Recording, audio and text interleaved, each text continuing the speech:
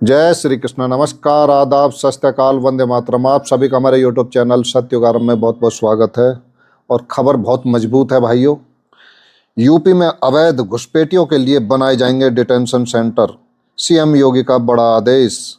खबर है 22 नवंबर 2025 की। खबर थोड़ी देर से हमारे पल्ले पड़ी है, आई है, लेकिन दुरुस्त आई।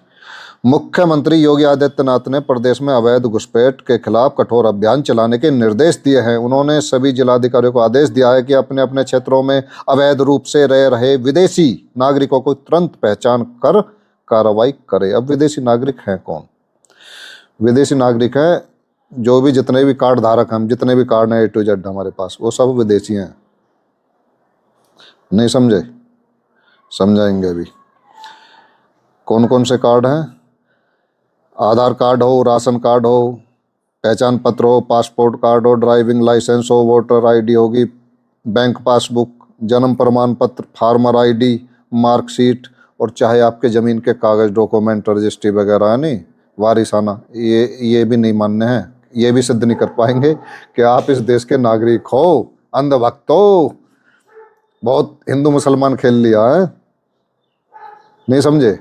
यानी कि ये जो जितने भी कार्ड धारक हैं ये सब विदेशी नागरिक हैं। अब या तो तरीका एक है ना, सरेंडर कर दो, नरेंडर की तरह सरेंडर कर दो इन कार्डों को अपने जो डीएम के यहाँ।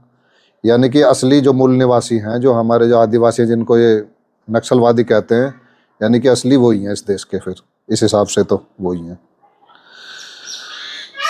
तो मैं इनका बताता हूँ राजपत्र है, ये दिखाता हूँ आपको एक बार। ये नई दिल्ली, शुक्रवार 9 जनवरी 2015, पौष का महीना 1936। गृह मंत्रालय अधिसूचना है, नई दिल्ली 9 जनवरी 2015। इसके दूसरे पेज पे आप देख सकते हो जाकर, इसमें लिखा हुआ है स्पष्ट, अधिसूचना के प्रकाशन की तारीख से भारतीय मूल के सभी विद्यमान कार्ड धारक मैंने बताई दिए कौन कौन है, वो सारे गिनवा दिए। कार्ड धारक व्यक्ति जो भारत सरकार गृह मंत्रालय के अधिसूचना संख्या 26/011/4/98 F1 तारीख 19 अगस्त 2002 के अधीन उस रूप में रजिस्ट्रीकृत हैं, वे भारतीय विदेशी नागरिक कार्ड धारक के रूप में समझे जाएंगे। फिर सुन लो बाद वाली लाइन को, वे भारतीय विदेशी नागरिक कार्ड धारक के रूप में समझे जाएंगे। समझ गए ना? ये GK द्विवेदी संयुक्त सचिव है, इनके द्वारा ये स्पष्टीकरण है। तो कई सालों से हम आपको बता रहे थे वर्ल्ड इकोनॉमिक फोरम के शब्द हैं। और वर्ल्ड इकोनॉमिक फोरम कौन है, क्या है? संस्था जो डच ईस्ट इंडिया कंपनी और ईस्ट इंडिया कंपनी थी, और जिन लोगों ने वो कंपनियां बनाई थी, उन्हीं लोगों की ये बनाई हुई, अलग नाम चेंज कर दिया, यानी कि ईस्ट इंडिया कंपनी कह सकते हो वर्ल्ड इकोनॉमिक फोरम। और उसके शब्द हैं, you will own nothing and you will be happy. तुम्हारा अपना कुछ नहीं होगा और तुम खुश हो गए, यानी कि छीना जाएगा तुम्हारा। इसी पे तो काम चल रहा है इनका। तो ये NDTV का मैं दिखाता हूँ आपको। भूमि अभिलेख नागरिकता का प्रमाण नहीं है, कलकत्ता उच्च न्यायालय ने विदेशी मामले में यह बात कही है। ठीक है, मोटा मोटा बता देता हूँ। ठीक है जी, अब तो इनके कोर्ट भी कहने लगे हैं। और ये 17 जुलाई 2026 का है, ये कलकत्ता हाई कोर्ट का ये बयान। जागरण का देख लो आप। भूमि या अचल संपत्ति का दस्तावेज नहीं हो सकता नागरिकता का प्रमाण, कलकत्ता हाई कोर्ट का बयान।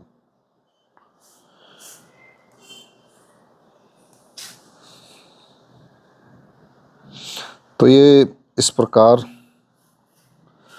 मैं एक और देता हूँ। एक इसमें मैंने बता दिया एक वीडियो में पिछली बार, अमर उजाला की खबर है। 15 दस्तावेज दिखाकर भी असम का शख्स नहीं साबित कर सका नागरिकता, हाई कोर्ट ने मानी विदेशी मामला क्या? समझे जी, ये है 2 जुलाई 2026 का है।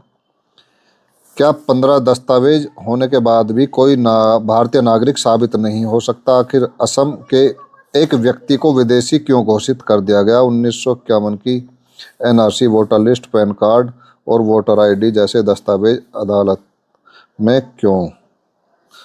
गुवाहाटी हाई कोर्ट ने किन कानूनी कमियों की ओर किया इशारा? मतलब आखिर नागरिकता साबित करने के लिए अदालत ने किन सबूतों को जरूरी माना?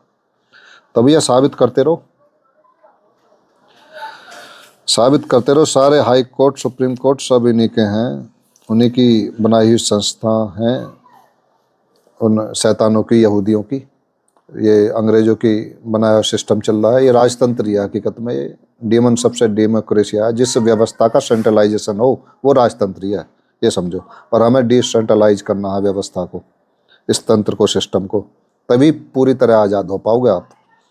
भारत में जन्म पंजीकरण अनिवार्य रूप से 1 अप्रैल 1970 से लागू हुआ है, समझे जी। अब ये आपके दादा परदादा का जन्म प्रमाण पत्र हो सकता है इससे पहले का भी मांगे 1970 का, लेकिन 1 अप्रैल 1970 का से है जन्म पंजीकरण जो है, और इससे पहले के मांगेंगे ये कुछ भी तो ये सोचने की जरूरत है।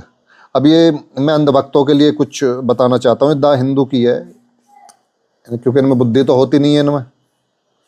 भैया तो ये सोच रहे थे कि ये एनआरसी है, सीए, ये दुनिया भर का ये ड्रामा, ये सब खेल जो ये मुसलमानों के लिए कर रहे हैं, मुसलमानों को भगा देंगे इस देश से, या ईसाई को, या सिखों को, क्रिश्चियनों को। ना ना भैया ना, उनके लिए सब समान है। वो सबको काटेंगे, बारी बारी से काटेंगे। आपको लड़ा कर काटेंगे, आपको धर्म के नाम पे लड़ाएंगे, जातियों के नाम पे लड़ाएंगे, फिर आपको काटेंगे, बांट बांट के काटेंगे, बांट बांट के। तो द हिंदू की है।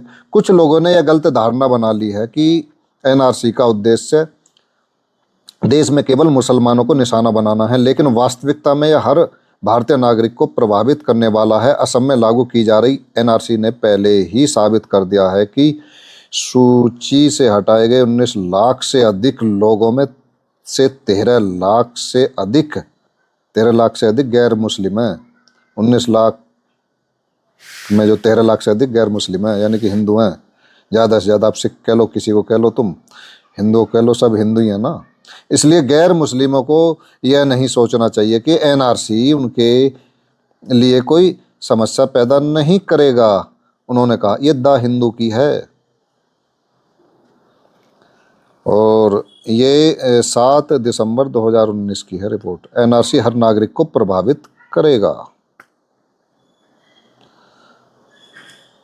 समझे अंधभक्तों। तो आपकी समझ में मैं सोचता हूँ आनी चाहिए ये बातें। अब ना आए तो हम क्या करें, ठीक है जी। समझ समझ के समझ को समझो, समझ समझना भी एक समझ है। समझ समझ के जो ना समझे, मेरी समझ में वो ना समझ है। ए ना समझ, तू इतना भी ना समझ, तेरी समझ मेरी समझ से बाहर है। क्या समझे अंधभक्तों? नहीं समझे, समझोगे भी नहीं। सावधान रहें, सतर्क रहें, स्वस्थ रहें। जय हिंद, जय भारत, वंदे मातरम। राधे राधे।